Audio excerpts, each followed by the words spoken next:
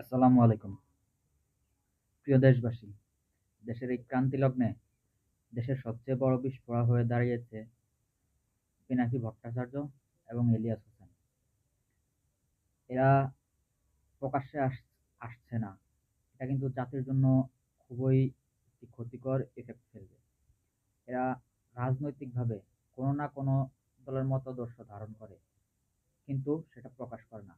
এই অপ্রকাশিত মনোভাবটা কার? জামাত ইসলামের। বাংলাদেশ জামাত ইসলামের প্রত্যেকটা শাখা নিজেদেরকে গোপন রাখার একটি প্রক্রিয়া বা প্রচেষ্টা চালিয়ে যায় সবসময়। আর এই যে ইলিয়াস হোসেন এবং পিনাকি ভট্টাচার্য, এরা কিন্তু নিজেদের রাজনৈতিক মতাদর্শ ক্লিয়ার করতেছে না। তার মানে এরাও জামাতের এজেন্ট। তাই এদেরকে বয়কট করা ছাড়া দেশের স্থিতিশীলতা বজায় রাখা সম্ভব না।